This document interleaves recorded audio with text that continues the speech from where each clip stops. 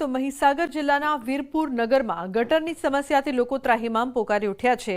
4 કરોડની ગટર લાઇન છતાં યોગ્ય દેખરેખ ન હોવાથી ઠેર ઠેર ગટર ઉભરાઈ રહી છે।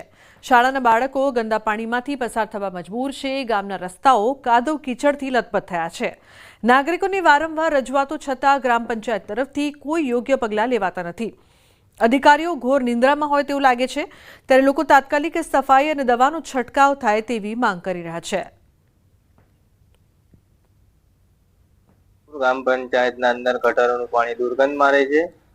आपणे वारंवार रजूआत करवा जईए छतां कशुं ज उकेल आव्यो नथी। 15 दिवसथी हुं कम्प्लेन करूं छुं। ऑनलाइन पर अरजी मैं करी छे। वीरपुर मेरी पंचायतना अंदर अहीं पछाड़ी विवेकानंद स्कूल छे, त्यां रोजना 1000 बाळक जाय छे। त्यां रोगचाळो फैलाय एवी दुर्गंध खराब आवे छे। मास्क पहेरवा पड़े छे, एवी खराब कंडीशन आवे छे। बहु खराब गंध मारे छे। अहींया वारंवार रजूआत करवा तालुका पंचायत, ग्राम पंचायत बंने सरपंचने पण फोन कर्यो, त्यां सुधी कोई निकाल आव्यो नथी। वीरपुर नगर में गंदा पानी थी गटरो उभराई आवे छे। अमारी दुकान आगे बिल्कुल गंदकी छे।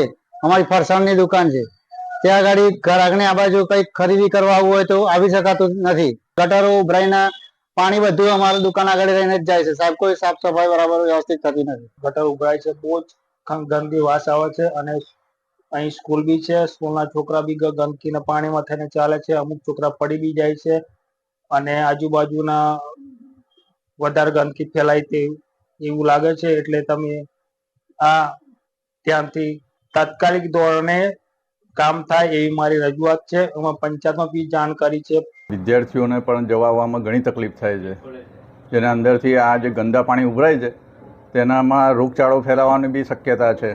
રૂબન ગટરની અંદર હાલમાં જે રૂબન ગટરનો કૂવામાંની અંદર જે મોટર છે તે હાલ બળી ગયેલી છે, જેને રિપેરિંગ થઈ શકે એમ નથી। તો એની નવી મોટર શ્રી સરપંચશ્રી દ્વારા અમદાવાદથી ખરીદી કરવામાં આવેલી છે, જે હાલ 2 દિવસની અંદર ગટરમાં મોટર ઉતારી અને તાત્કાલિક ધોરણે જે ગટર ઉભરાવાનું જે અત્યારે કારણ છે તે સોલ્વ થઈ જશે।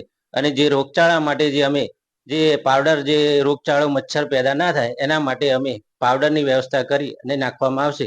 અને હાલ જે ગટર ઉભરાય છે એનું કારણ આ મોટર ચાલુ થઈ જશે તો સોમવાર સુધીમાં આ પ્રશ્ન સોલ્વ થઈ જશે। દાંડિયા ક્લાસીસ સામે પાટીદારોએ બાયું ચડાવી છે। દાંડિયા ક્લાસીસ નામના દૂષણોને ડામવા સભા કરવામાં આવી રહી છે। મોરબીમાં પાટીદાર સમાજની સભા યોજાઈ। પાટીદાર આગેવાનોની મંચ પરથી સમાજને ટકોર। મોટી સંખ્યામાં પાટીદાર સમાજ ઉપસ્થિત રહ્યો।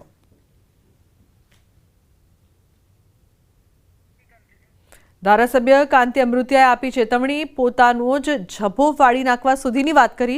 લુખ્ખા કેવાવાળાઓને જઈને મારી આવજો, હું બેઠો છું, કોઈની તાકાત નથી। હમણાં જેલની કેપેસિટી પણ વધારી દીધી છે। મોબાઈલને લઈને પણ સમાજને ટકોર કરી। રાત્રે 10 વાગ્યા પછી યુવાઓને ફોન નહીં આપવાનો। 10 વાગ્યા પછી કાળા કામ કરવા જ ફોન જોઈતો હોય। ગમે ત્યારે મારો વાંક હોય તો મારો ઝભ્ભો ફાડી નાખજો, તેવું તેમણે કહ્યું।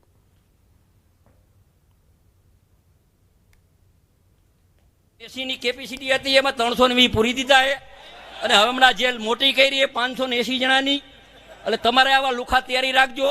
અમારા સમાજને આગેવાનો લુખા કહેવાવાળા હોય ને એને તમે જઈને મારી આવજો, હું બેઠો હું, કોઈના બાપની તાકાત નથી।